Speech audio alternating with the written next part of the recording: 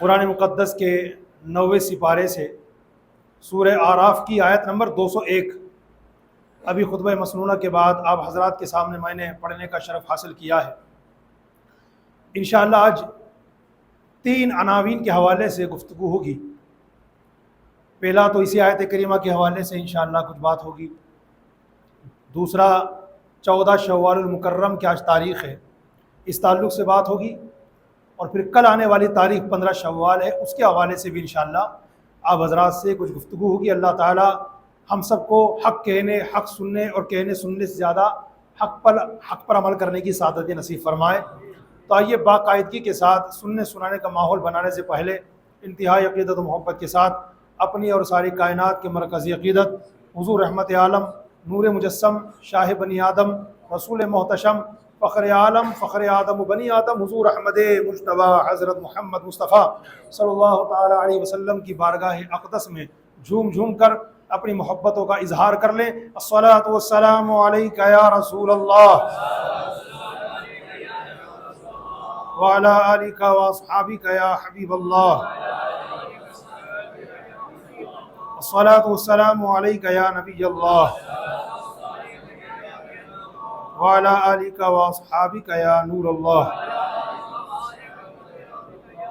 صلی اللہ تعالی علیہ وسلم۔ نویت سنت الاعتکاف۔ اس آیت کریمہ میں اللہ تعالیٰ نے اہل تقوی کا یعنی پرہیزگاروں کا ایک وصف بیان فرمایا ہے۔ متقی پرہیزگاروں کی ایک نشانی اللہ تعالیٰ نے اس آیت کریمہ کے اندر بیان فرمائی ہے۔ قرآن پاک کا 9واں سپارہ سورہ آراف آیت نمبر 201۔ اب ذرا ترجمے پہ غور کیجئے۔ ان الذین اتقوا، بے شک وہ لوگ جنہوں نے تقوی اختیار کیا، اذا مسہم طائف من الشیطان، جب انہیں شیطان کی طرف سے کوئی وسوسہ آتا ہے، تذکروا، تو وہ فوراً اللہ کا حکم یاد کرتے ہیں، فَإِذَا هُمْ مُبْصِرُونَ، تو اسی وقت ان کی آنکھیں کھل جاتی ہیں۔ اس آیت کریمہ میں اللہ تعالیٰ نے اپنے نیک پرہیزگار متقی لوگوں کا یہ وصف بیان فرمایا ہے کہ ان کی نشانی یہ ہے، شیطان جو کہ عیار و مکار ہے، وہ بہکانے کی کوشش اس حد تک کرتا ہے کہ اللہ کے سلیکٹڈ بندے، اللہ کے جو نیک بندے، اللہ کے جو متقی پرہیزگار بندے ہیں، ان تک پہنچ جاتا ہے اپنا اٹیک کرنے کے لیے۔ لیکن یہ بات الگ ہے کہ اللہ جسے رکھے اسے کون چکھے۔ اس کے باوجود بھی وہ اپنی کوشش میں کمی نہیں کرتا، ولیوں کے پاس پہنچ جاتا ہے، متقی پرہیزگاروں کے لوگوں کے پاس پہنچ جاتا ہے، اب انہیں گناہ کی دعوت دیتا ہے، اللہ تعالیٰ کی اطاعت سے منہ موڑنے کی دعوت دیتا ہے، جنت سے دور کرنے کی کوشش کرتا ہے، جہنم کے قریب لے جانے کی کوشش کرتا ہے۔ لیکن اللہ تعالیٰ نے اپنے سیلیکٹڈ بندوں کا وصف بیان فرمایا کہ جب شیطان ان کے پاس جاتا ہے، ان کو وسوسے دیتا ہے، ان کو برے خیالات دلانے کی کوشش کرتا ہے، انہیں جنت سے دور اور جہنم کے قریب کرنے کی کوشش کرتا ہے، تو یہ لوگ کیا کرتے ہیں؟ میرے سیلیکٹڈ بندے تذکروا، فوراً میرا حکم یاد کر لیتے ہیں کہ اگر ہم نے شیطان کی بات مانی ہم جنت سے دور ہو جائیں گے، اگر ہم شیطان کی بات میں آ جائیں گے تو جہنم کے قریب چلے جائیں گے، اگر ہم شیطان کی بات میں آ جائیں گے تو اللہ کو ناراض کرنے والا کام کر بیٹھیں گے، اور ہم سب کچھ کر سکتے ہیں مگر اللہ کو ناراض کرنے والا کام نہیں کر سکتے۔ تو وہ کیا کرتے ہیں؟ اللہ کے سلیکٹڈ یہ نیک متقی پرہیزگار بندے کیا کرتے ہیں؟ تذکروا، اللہ کا حکم یاد کر لیتے ہیں، فَإِذَا هُمْ مُبْصِرُونَ، ان کی آنکھیں فوراً کھل جاتی ہیں اور یہ شیطان کے وار کو ناکام بنا دیتے ہیں۔ پیارے اسلامی بھائیوں، دنیا میں آج بھی الحمدللہ اللہ تبارک و تعالیٰ کے ایسے سیلیکٹڈ نیک ایماندار پرہیزگار بندے موجود ہیں کہ وہ گناہ سے ماشاءاللہ بچتے ہیں، لیکن جب شیطان اٹیک کرنے کی کوشش کرتا ہے، وسوسہ دلانے کی کوشش کرتا ہے، تو وہ ماشاءاللہ شیطان کے ہر وسوسے کو ناکام کرتے ہیں۔ میں شروع میں آپ حضرات کے سامنے یہ بات بھی عرض کرتا چلوں، شیطان ہمارے پاس بھی آتا ہے، آپ کے پاس بھی آتا ہے، وہ وسوسے دینے کی کوشش کرتا ہے۔ ہمارے کئی اسلامی بھائی ایسے آپ کو ملیں گے، ہماری کئی اسلامی بہنیں ایسی ہیں جن کو شیطان وسوسے دیتا ہے تو وہ پریشان ہو جاتے ہیں، حضرت وسوسے کو کوئی علاج بتائیے، میں بڑا پریشان ہو جاتا ہوں، یہاں تک کہ وہ خیالات جو مجھے نماز کے باہر نہیں آتے، اللہ اکبر، جیسے نماز شروع کرتا ہوں ایسے ایسے برے برے خیالات شیطان میرے ذہن و دماغ میں لانے کی کوشش کرتا ہے۔ حضرت میں معافی چاہتا ہوں، آپ کے سامنے بول بھی نہیں پاؤں گا، ایسے ایسے خیالات شیطان دلانے کی کوشش کرتا ہے۔ حضرت میں اس تباہی سے نکلنا چاہتا ہوں، آپ ذرا اس حوالے سے کوئی علاج ارشاد فرمائیں۔ تو سب سے پہلے یاد رکھیے گا، یہ وسوسے جو شیطان ہم کو دلا رہا ہے نا، یہ صرف ہمیں نہیں دلا رہا بلکہ اللہ تبارک و تعالیٰ کے جو ہائی کوالٹی کے نیک بندے ہوتے ہیں، مثال کے طور پر صحابہ کرام علیہ رضوان، آقا علیہ الصلوۃ والسلام کی امت میں مجھے بتاؤ نا، صحابہ کرام سے بڑا نیک کون ہوگا، صحابہ کرام سے بڑا پرہیزگار کون ہوگا؟ لیکن اس کے باوجود بھی آپ پڑھیے مشکات المصابیح، حدیث پاک کی بڑی معتبر جامع کتاب، صحابہ کرام علیہ رضوان رسول پاک صلی اللہ علیہ وسلم کی بارگاہ میں حاضر ہوئے اور کہتے ہیں یا رسول اللہ، ہمارے ذہن و دماغ میں ایسے ایسے خیالات آتے ہیں یا رسول اللہ کہ ہم آپ کے سامنے بیان کرنا بہت برا سمجھتے ہیں، بلکہ اپنی زبان پر لانا انہیں بہت برا سمجھتے ہیں، یا رسول اللہ اس کے بارے میں کچھ ارشاد فرمائے۔ تو ہمارے حضور نے جو کچھ فرمایا پڑھیے مشکات المصابیح میں، آقا علیہ السلام نے ارشاد فرمایا یہ تو کھلے ایمان کی نشانی ہے، یہ تو کھلے ایمان کی نشانی ہے۔ اب کھلے ایمان کی نشانی کیسے ہے، اس کو میں آسان بھاشا میں سمجھاؤں۔ شاید میں نے آپ کو یہ مثال کچھ جمعوں پہلے بھی دی تھی۔ چور کہاں جاتا ہے؟ دیکھو ایک تو جھوپڑی بنی ہوئی ہے اور یہ ایک محل بنا ہوا ہے، اب چور کہاں جائے گا؟ جھوپڑی میں تو جانے سے رہا، یہ تو وہیں جائے گا جہاں مال ہے۔ اٹیک کہاں کرے گا؟ بنگلے میں، حویلی میں، محل میں جائے گا۔ اسی طریقے سے شیطان وسوسے کے ذریعے ایمان پر ڈاکہ ڈالنے کے لیے ایرے گیرے کے پاس نہیں آئے گا، اس کے پاس آئے گا، کیونکہ ہمارے پاس ایمان کا خزانہ ہے، اور ایمان کا خزانہ اتنا قیمتی ہے، قیمتی مت بولیے، انمول ہے۔ انمول کیوں؟ اس لیے کہ دنیا کے سارے سونے چاندی موتی جواہرات ایک پلڑے میں رکھ لیجئے اور ایمان ایک پلڑے میں رکھ لیجئے، اس کے باوجود بھی ایمان کا یہ پلڑا مضبوط اور بھاری رہے گا۔ تو اللہ تعالیٰ نے ہمیں کون سی دولت دی ہے؟ سب سے بڑی دولت حضور کے صدقے میں ایمان کی دولت ملی ہے۔ اب شیطان کہاں آئے گا؟ اسی کے پاس آئے گا جس کے پاس یہ خزانہ ایمان موجود ہے۔ تو میں پیارے اسلامی بھائیوں یاد رکھنا، ہمارے پاس بھی شیطان آتا تھا، آتا ہے، آتا رہے گا۔ اگر کوئی اس دنیا میں رہتے ہوئے یہ سمجھ لے مجھے شیطان کچھ نہیں کر سکتا، شیطان میرا کچھ نہیں بگاڑ سکتا، یہ اس پر بہت بڑا وار ہو چکا ہے۔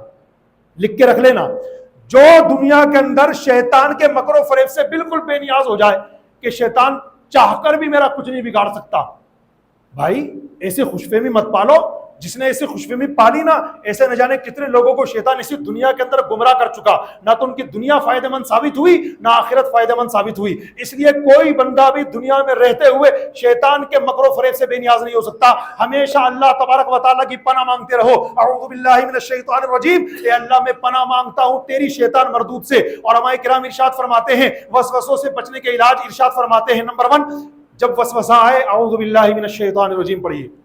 دوسرا علاج جب وسوسہ آئے لا حول شریف پڑھیے۔ تیسرا علاج جب وسوسہ آئے آمنت باللہ ورسولہ پڑھیے۔ چوتھا علاج جب وسوسہ آئے هو الاول والآخر والظاہر والباطن وهو بكل شيء علیم پڑھیے۔ اور پانچواں علاج جب وسوسہ آئے نا تو سب سے بہترین علاج اس کا یہ بتایا گیا، اعوذ باللہ پڑھیے، لا حول شریف پڑھیے، آمنت باللہ ورسولہ پڑھیے، هو الاول والآخر والظاہر والباطن وهو بكل شيء علیم پڑھیے۔ ان کے ساتھ ساتھ بہترین علاج یہ ہے جب شیطان وسوسہ ڈالے نا تو اس وسوسے پر نظر ہی مت کیجیے، اپنا دماغ کہیں اور لے کے جائیے۔ مثال کے طور پر شیطان مجھے وسوسہ ڈالنے لگا، میں اپنا ذہن کعبے کی طرف لے گیا۔ شیطان مجھے وسوسہ ڈالنے لگا، میں اپنا دماغ گنبد خضرا کی طرف لے کے چلا گیا۔ اس سے وہ خود ہی تھک جائے گا، ارے یار اس کو تو میں ڈسٹرب کرنے کی کوشش کر رہا ہوں، اللہ رسول کے ذکر سے منحرف کرنے کی کوشش کر رہا ہوں، گندے گندے خیالات ڈالنے کی کوشش کر رہا ہوں، مگر یہ بندہ عجیب و غریب بندہ ہے، میری باتوں میں نہ آ کر اپنا ذہن اسی طرف لے کر کے جاتا ہے۔ تو یہ وسوسے کی کاٹ کا بہت بہترین علاج ہے، اس سے وسوسے کی انشاءاللہ کاٹ ہوگی۔ تو آپ حضرات ان باتوں کو یاد رکھیے گا۔ اب ایک واقعہ سماعت فرمائیں، مسلمانوں کے دوسرے خلیفہ حضرت عمر فاروق اعظم رضی اللہ تعالی عنہ کے دور میں ایک نوجوان تھا، بڑا عبادت گزار تھا، بڑا پرہیزگار تھا، اتنا بڑا عبادت گزار کہ سیرت کی کتابوں میں، میں یہ واقعہ کہاں سے بیان کر رہا ہوں؟ تذکرۃ الاولیاء میں سے، اس کے اندر باقاعدہ اس بات کو بیان کیا گیا کہ وہ نوجوان اتنا بڑا عبادت گزار تھا کہ اس کی عبادتوں، ریاضتوں، تلاوتوں کو دیکھ کر حضرت عمر فاروق اعظم رضی اللہ تعالی عنہ بھی حیران ہو جایا کرتے تھے۔ لیکن ایک وقت وہ آیا، حضرت عمر فاروق اعظم رضی اللہ تعالی عنہ کے دور کا وہ نوجوان مسجد میں نماز پڑھتا، عشاء کی نماز پڑھنے کے بعد اپنے بوڑھے باپ کی خدمت کرنے کے لیے روانہ ہو جاتا تھا۔ جس راستے سے اس کا گزر ہوتا تھا اسی راستے میں ایک خوبصورت نوجوان لڑکی اسے اپنی طرف مائل کرنے کی کوشش کرتی، مگر وہ نوجوان اس کی طرف دیکھے بغیر نگاہیں جھکائے ہوئے اللہ کا ذکر کرتے ہوئے نکل جاتا۔ دن گزرتے چلے گئے، ایک مرتبہ کیا ہوا، وہ نوجوان اسی طرح عشاء کی نماز ادا کرنے کے بعد اپنے بوڑھے باپ کی خدمت کرنے کے لیے جب مسجد سے روانہ ہو کر اسی راستے سے گزرنے لگا، اس نوجوان لڑکی نے اسے اشارہ کیا، اپنی طرف مائل کرنے لگی۔ اب کی بار شیطان نے حملہ کر دیا، اور یہ نوجوان اتنا بڑا عبادت گزار نوجوان جس کی عبادتوں کو دیکھ کر حضرت عمر فاروق اعظم رضی اللہ تعالیٰ عنہ بھی حیران ہو جایا کرتے تھے، اس پر شیطان نے اٹیک کر دیا اور اس نے اپنا قدم بڑھایا عورت کی طرف۔ جیسے ہی اس عورت کے گھر کے مین گیٹ پر قدم رکھا، اسے یہی آیت یاد آ گئی۔ کون سی؟ ابھی جو آپ حضرات کے سامنے میں نے پڑھی، قرآن پاک کا 9واں سپارہ ہے، سورہ اعراف ہے، آیت نمبر 201 ہے۔ میرا رب ارشاد فرماتا ہے، ان الذین اتقوا اذا مسهم طائف من الشیطان تذکروا فاذا هم مبصرون، کہ بے شک وہ بندے جنہوں نے تقوی اختیار کیا، جب ان کے پاس شیطان کی طرف سے کوئی وسوسہ آتا ہے تو وہ اللہ کا حکم یاد کرتے ہیں، ان کی آنکھیں اس وقت کھل جاتی ہیں۔ جیسے ہی اس بندے کو یہ آیت یاد آئی، اللہ کا خوف غالب آیا، بے ہوش ہو کے دھڑام سے زمین پر گر پڑا۔ جب بہت دیر گزرنے کے بعد اپنے گھر نہیں پہنچا تو اس کا بوڑھا باپ اس کو تلاش کرتے ہوئے گھر سے نکلا، اور تلاش کرتے کرتے یہاں پہنچا، دیکھا میرا بیٹا بے ہوش پڑا ہوا ہے۔ چند لوگوں کو بلایا، ارے ذرا میری مدد کر دو بھائی، یہ میرا نوجوان بچہ ہے، اس کو اٹھا کر میرے گھر پہنچاؤ۔ چنانچہ ان لوگوں نے اس نوجوان کو اٹھایا، گھر پہنچایا۔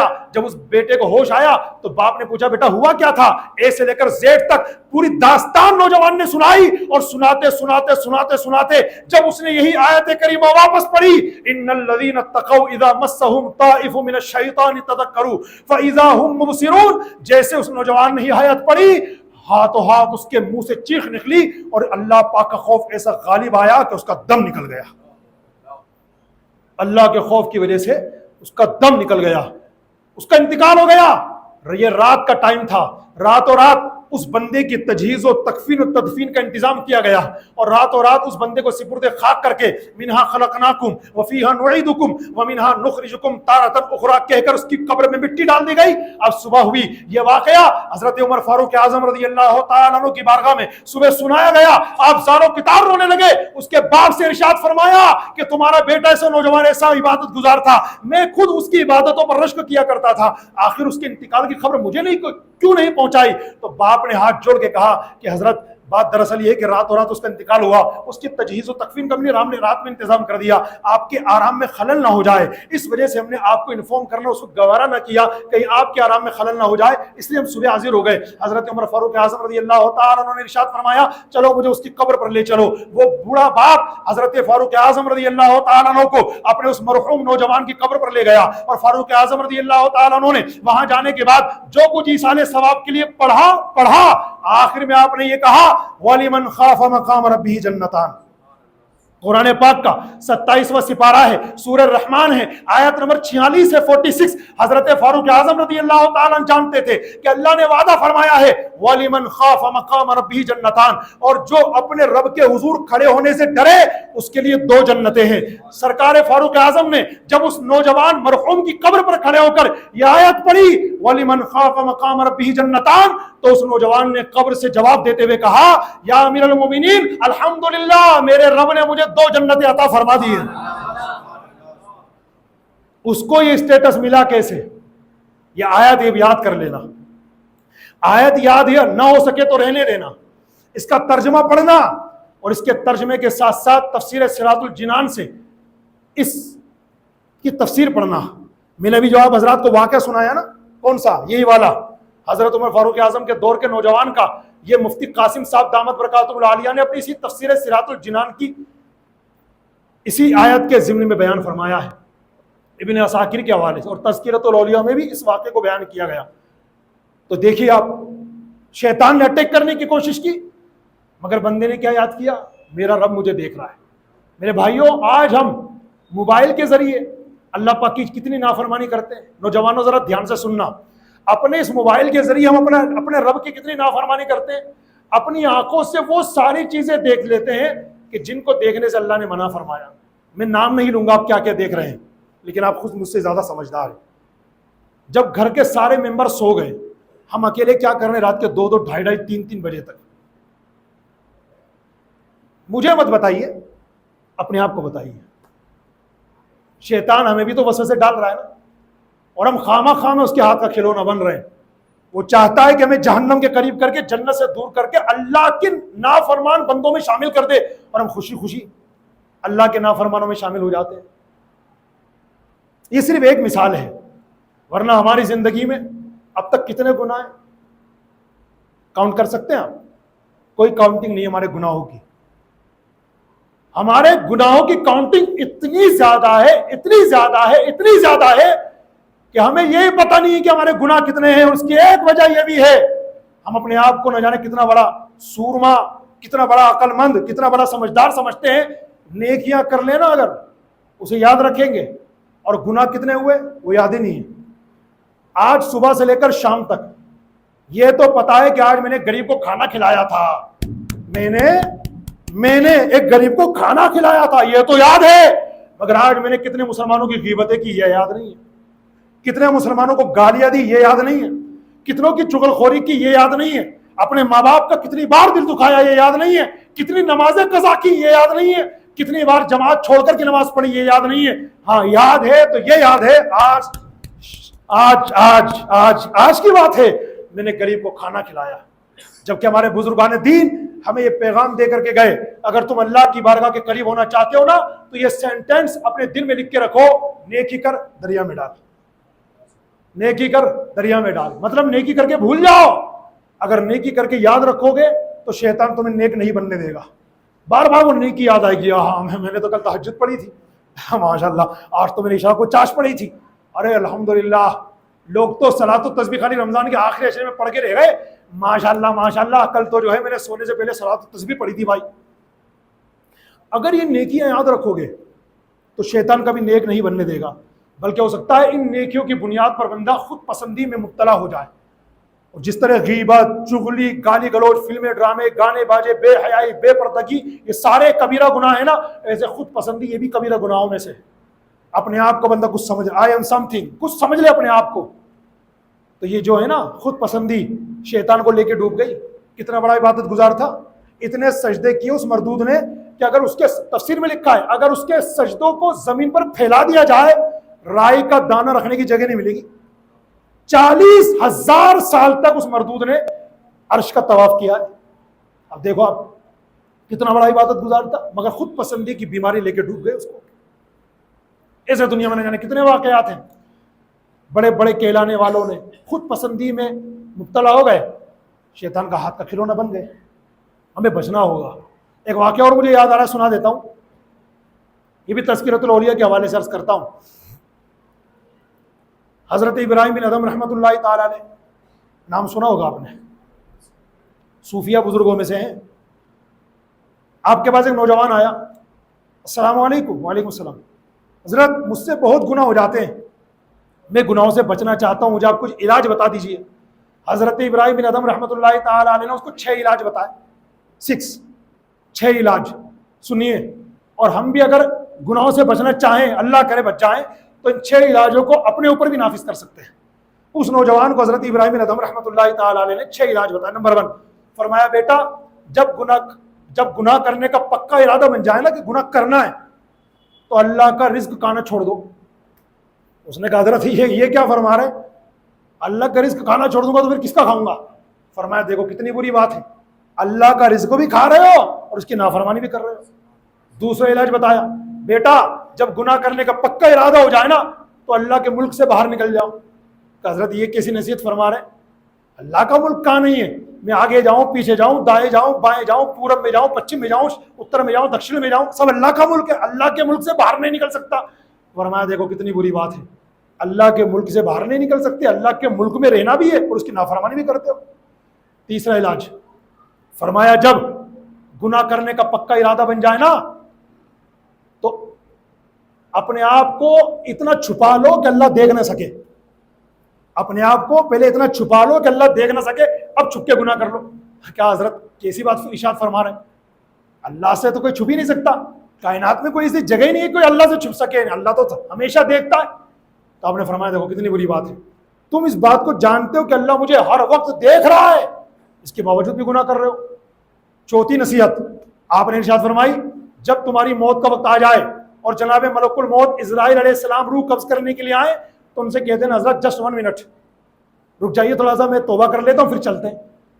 تو وہ نوجوان کہنے لگا حضرت یہ کیسی بات ارشاد فرما رہے، موت کا ٹائم تو طے ہے حضرت.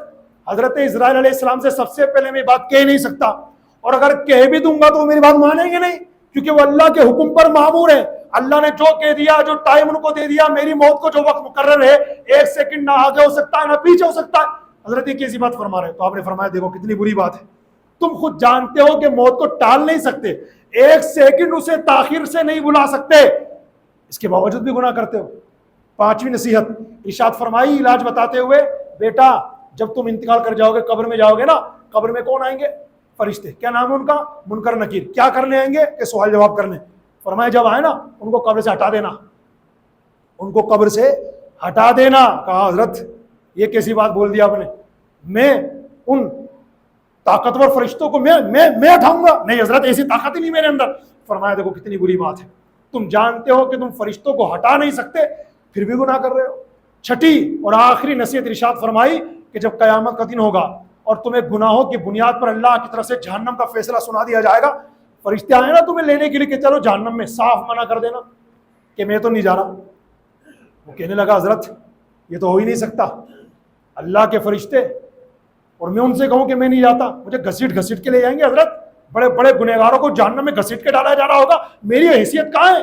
تو آپ نے فرمایا دیکھو کتنی بری بات ہے، تم اللہ کا رزق کھانا نہیں چھوڑ سکتے، تم اللہ کے ملک سے باہر نہیں نکل سکتے، تم اپنے آپ کو اللہ سے چھپا نہیں سکتے، تم موت کا ٹائم نہیں ٹال سکتے، تم فرشتوں کو قبر سے ہٹا نہیں سکتے، اور جب فیصلہ ہو جائے قیامت میں کیا کہ جہنم میں ڈال دیا جائے تم اس وقت فرشتوں کو انکار نہیں کر سکتے، پھر گناہ کرنا ہی چھوڑ دو.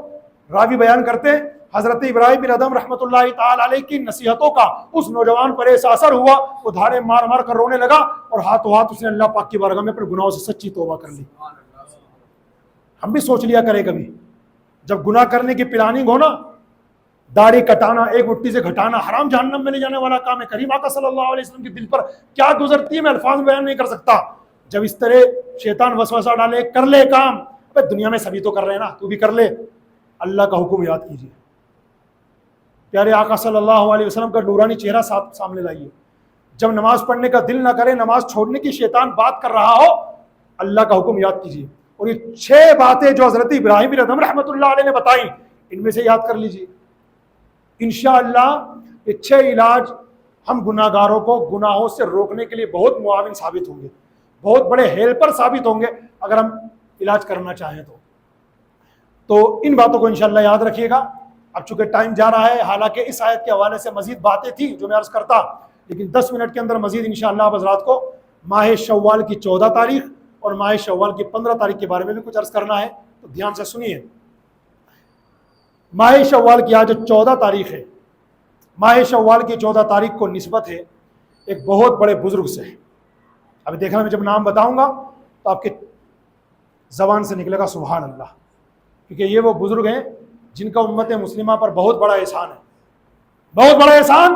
اور وہ بزرگ کوئی اور نہیں ہے بلکہ حضرت سیدنا امام ربانی سلسلہ عالیہ نقشبندیہ کے عظیم پیشوا حضرت سیدنا مجدد الفسانی رحمۃ اللہ تعالی علیہ. مجدد الفسانی 14 تاریخ کو کیا ہوا تھا؟ حضرت مجدد الفسانی رضی اللہ تعالی دنیا میں تشریف لائے تھے. 14 شوال کو آپ کی برتھ یعنی ولادت کا دن ہے. ہم سب کو چاہیے کہ اپنے اپنے گھروں پر فاتحہ خوانی کا اہتمام فرمائیں. ان کی سیرت کے حوالے سے صرف 2 باتیں عرض کرتا ہوں، ٹائم کم ہے اس لیے، پھر مجھے دوسری بات بھی عرض کرنی ہے. نمبر 1، حضرت مجدد الفسانی رحمۃ اللہ علیہ کا نام ہے احمد، کنیت ہے ابو البرکات اور لقب بدر الدین، اور آپ مسلمانوں کے دوسرے خلیفہ حضرت عمر فاروق اعظم رضی اللہ تعالیٰ عنہ کی اولاد میں سے ہیں. سنتوں پر آپ کتنی پابندی سے عمل کرتے تھے، چلنے کی سنتیں، بیٹھنے کی سنتیں، کھانے کی سنتیں، پینے کی سنتیں، گفتگو کی سنتیں، مسافے کی سنتیں، معانقے کی سنتیں وغیرہ وغیرہ. ماشاءاللہ سر سے لے کر پیر تک آپ کا پورا وجود سنتوں کی چلتی پھرتی تصویر تھا. ایک واقعہ سماعت فرمائے انہی کی زبان سے. فرماتے ایک مرتبہ کیا ہوا، میں ماہ رمضان کا آخری عشرہ تھا، نماز تراویح ادا کرنے کے بعد میں لیٹنے لگا. تو سونے کی سنتوں میں سے ایک سنت یہ ہے کہ جب بندہ سونے کا ارادہ کرے تو اسٹارٹنگ کرے داہنی کروٹ سے. میری بات سمجھ رہے ہیں آپ؟ داہنی کروٹ سے اسٹارٹ کریں، یہ سنت ہے۔ فرماتے بے خیالی میں، مجھے خیال نہیں رہا، انسان ہے نا، بے خیالی میں الٹی کروٹ پہ لیٹ گیا سونے کے لیے، پتہ ہی نہیں چلا مجھے۔ جب لیٹا تو میرا خادم آیا اور وہ پاؤں دبانے لگا، مجھے اچانک یاد آیا، ارے آقا علیہ السلام کی سنت چھوٹ گئی، مجھے سونا چاہیے تھا دائنی کروٹ پر، میں لیٹ گیا بائیں کروٹ پر۔ اب شیطان سستی دلانے لگا، ارے احمد کوئی دقت نہیں ہے، بھول سے ہوا ہے نا، اس پر کوئی کفارہ تھوڑی ہے، مگر میں نے اپنے نفس کو ڈانٹا اور میں کھڑا ہو گیا، میں کھڑا ہو گیا اور آقا علیہ السلام کی سنت پر عمل کرنے کی نیت سے پھر لیٹا دائنی کروٹ۔ اللہ پاک کا کرم جوش پر آیا اور مجھے غیب سے ندا دی گئی، اے احمد نقشبندی فاروقی، میرے حبیب صلی اللہ علیہ وسلم کی سنتوں پر عمل کرنے کا تمہیں یہ صلہ دیا جاتا ہے کہ آخرت میں تمہیں کوئی عذاب نہیں دیا جائے گا، اور دوسری خوشخبری یہ سنو، یہ جو خادم تمہارا پیر دبا رہا ہے نا، اس کی بھی مغفرت کر دی گئی ہے۔ یہ حضرت مجدد الفسانی رحمۃ اللہ علیہ۔ اگر آپ ان کے بارے میں کچھ پڑھنا چاہیں اور جذبہ رکھتے ہیں پڑھنے کا تو میں آپ کو نام بتاتا ہوں، دعوت اسلامی کی ویب سائٹ ہے www.dawatislami.net، وہاں سے کتاب ڈاؤن لوڈ کیجیے، آج ہی کیجیے گا انشاءاللہ، کیونکہ آج 14 شوال ہے تو پڑھنے کا لطف ہی تو والا ہوگا۔ تذکرہ مجدد الفسانی، حضرت مجھے اردو نہیں آتی، ہندی میں بھی ہے، انشاءاللہ مزید آپ پڑھیے گا تو پتہ چلے گا، ٹائم کمی نا ورنہ اور باتیں بتاتا۔ تو تذکرہ مجدد الفسانی، آپ اردو جانتے ہیں تو اردو میں پڑھیے، انگلش جانتے ہیں انگلش میں پڑھیے، گجراتی والے ہیں تو گجراتی میں پڑھیے، مراٹھی جانتے ہیں تو مراٹھی میں پڑھیے، ہندی والے تو ہندی میں پڑھیے، انشاءاللہ بہت کچھ جانکاری اس کتاب سے آپ کو ملے گی۔ اور دوسری جو بزرگ تھے جن کا میں نام لینے والا تھا، تو یہ تو تھی بات 14 شوال کے حوالے سے۔ آج ماشاءاللہ ماہ شوال کی 14 تاریخ، اپنے اپنے گھروں پر فاتحہ خانی کا اہتمام کریں، اور 15 شوال جو آ رہی ہے، اور سے سنیے گا، ماہ شوال کی 15 تاریخ کو حق و باطل کا عظیم معرکہ پیش آیا، جسے پوری دنیا غزوہ احد کے نام سے یاد کرتی ہے۔ اس غزوہ احد میں نبی پاک صلی اللہ علیہ وسلم کے بہت سارے اکابر صحابہ کرام نے شرکت کی، جن میں خصوصیت کے ساتھ ہمارے کریم آقا صلی اللہ علیہ وسلم کے بڑے پیارے چچا جان حضرت امیر حمزہ رضی اللہ تعالیٰ عنہ بھی شریک ہوئے۔ تو 15 شوال کو حضرت امیر حمزہ رضی اللہ تعالیٰ عنہ کی شہادت کا دن ہے، تو انشاءاللہ ان کی یاد میں بھی ہمیں فاتحہ خوانی کا اہتمام کرنا ہے۔ حضرت امیر حمزہ کون ہے؟ ان کے بارے میں 2-3 شبد استعمال کرتا ہوں، توجہ سے سماعت فرمائے۔ 4 القاب حضرت امیر حمزہ کے بڑے مشہور۔ نمبر 1 اسد اللہ، یعنی اللہ پاک کے شیر۔ ارے بھائی شیر تو کہہ دو سبحان اللہ۔ مجھے کوئی شکایت نہیں ہے آپ سے کہ آپ آج بول نہیں رہے، مجھے پتا ہے نا، ابھی بھی رمضان عید الفطر کا تہوار نکالا، بھی زیادہ ٹائم نہیں ہوا ہے نا، تو اس لیے میں زیادہ، اور عادت بھی نہیں ہے کہ کہیے سبحان اللہ، عادت ہی نہیں ہے، جس کو پسند ہے کہ خود کہے گا، ہے نا۔ تو اللہ کے ذکر کی نیت سے کہہ لو، لیکن ایک بار میں بھی کہہ دیتا ہوں، آپ بھی کہہ دیں سبحان اللہ، ماشاءاللہ۔ تو حضرت امیر حمزہ کے 4 لقب بڑے مشہور ہیں۔ نمبر 1 اسد اللہ، یعنی اللہ پاک کے شیر۔ دوسرا اسد الرسول، یعنی رسول پاک کے شیر۔ تیسرا ہے فاعل الخیرات، یعنی بہت بھلائی کے کام کرنے والے۔ اور نمبر 4 ہے سید الشہداء۔ حضرت امیر حمزہ رضی اللہ تعالیٰ عنہ کا حضور علیہ السلام سے صرف ایک رشتہ نہیں ہے، بلکہ کئی رشتے ہیں۔ مثال کے طور پر پہلا رشتہ حضرت امیر حمزہ ہمارے کریم آقا صلی اللہ علیہ وسلم کے چچا جان ہیں، پہلا رشتہ۔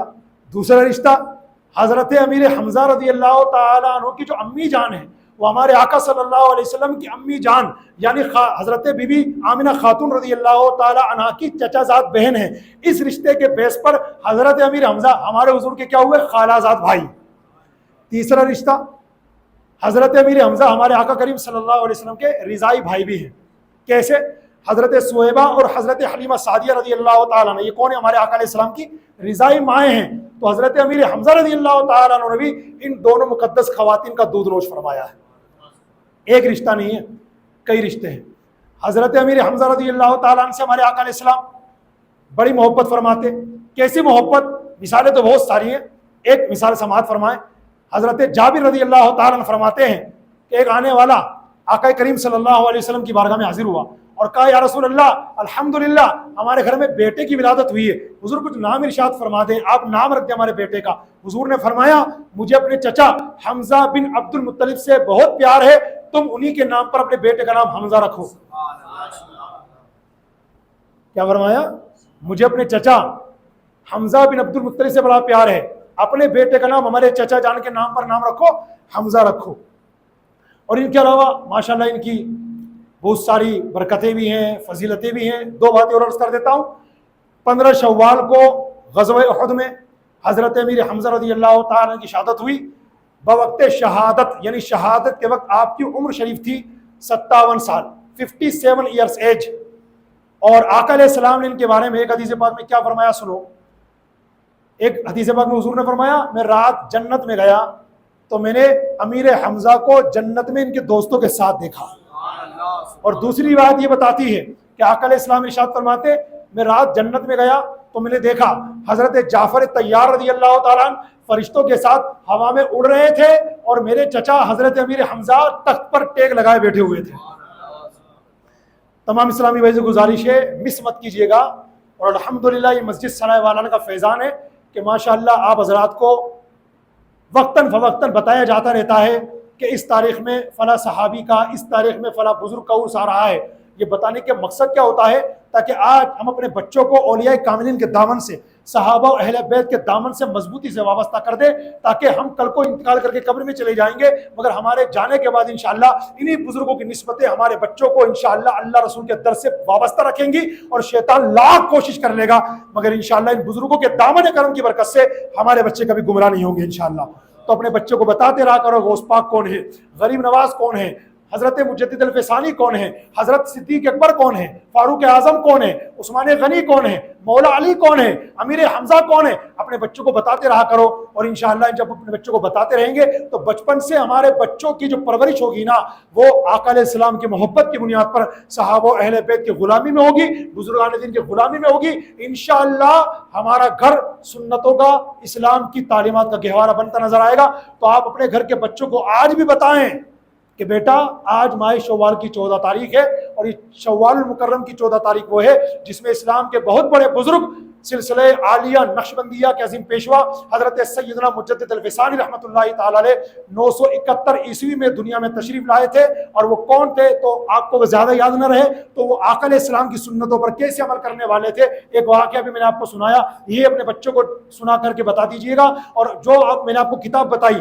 تذکرہ مجدد الفسانی وہ پڑھ کے اپنے گھر والوں کو سنائیے گا تاکہ انشاءاللہ گھر والوں کے دلوں کے اندر بھی حضرت مجدد الفسانی رحمۃ اللہ تعالی علیہ کی محبت مزید پیدا ہو. اور ساتھ ہی ساتھ ماہ شوال کی 15 تاریخ کے بارے میں بتائیے گا کہ جس طرح اسلام کے اندر دیگر غزوات پیش آئے، غزوہ بدر پیش آیا جس کے بارے میں ہم نے آپ کو ماہ رمضان میں بتایا تھا، اسی طرح بچوں کو بتائیے، اپنے گھر والوں کو بتائیے کہ ماہ شوال کی 15 تاریخ کو اسلام کا ایک اور حق و باطل کا معرکہ پیش آیا جسے دنیا غزوہ احد کے نام سے جانتی ہے. اگرچہ اس میں حضرت عبداللہ بن جحش رضی اللہ تعالیٰ عنہ بھی شہید ہوئے، حضرت مصعب بن عمیر رضی اللہ تعالیٰ عنہ بھی شہید ہوئے، لیکن سب سے شہدائے احد میں سب سے پہلا نام حضرت امیر حمزہ رضی اللہ تعالیٰ عنہ کا ہے کیونکہ آپ سید الشہداء ہیں. تو اپنے گھر کے بچوں کو بھی، گھر کی خواتین کو بھی ان باتوں کی آگاہی دیجیے تاکہ مزید ہمارے دلوں میں، ہمارے بچوں کے دلوں میں، خواتین اور گھر والوں کے دلوں میں صحابہ و اہل بیت کی مزید محبت مضبوط ہو تاکہ ہم بھلے مرتے مر جائیں لیکن انشاءاللہ ہم جب قبر میں جائیں گے انہی بزرگوں کی نسبت لے کر کے جائیں گے.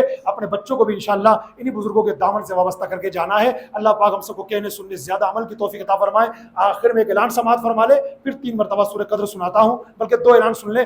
پہلا اعلان تو یہ کہ انشاءاللہ آج اپنی مسجد سرائے والان میں نماز عشاء کے بعد 14 تاریخ کی نسبت سے حضرت مجدد الفسانی رحمۃ اللہ علیہ کی یاد میں اور آنے والی 15 شوال جو آج مغرب بعد لگ جائے گی انشاءاللہ 15 شوال المکرم کی نسبت سے حضرت امیر حمزہ رضی اللہ تعالیٰ عنہ، حضرت عبداللہ بن جحش رضی اللہ تعالیٰ عنہ، حضرت مصعب بن عمیر رضی اللہ تعالیٰ عنہ اور دیگر غزوہ احد میں شہید ہو جانے والے بلکہ شرکت کرنے والے تمام صحابہ کرام علیہ رضوان کے اثار ثواب کے لیے محفل پاک منعقد ہوگی. آپ حضرات شرکت بھی کریں اور جو اسلامی بھائی اس نیک کام میں اپنی حلال کمائی سے پاکیزہ حصہ شامل کرنا چاہیں تو جاتے جاتے انشاءاللہ ڈبے میں ڈال جائیے گا. وہ انشاءاللہ وہ پیسے جو آپ ڈالیں گے انشاءاللہ آج کی فاتح خوانی میں صرف کیا جائے گا. ایک اعلان تو یہ ہوا. دوسرا اعلان پیارے اسلامی بھائیوں، ہمارے بچے اسکول جاتے ہوں یا نہ جاتے ہوں دونوں کے لیے ایک اعلان ہے.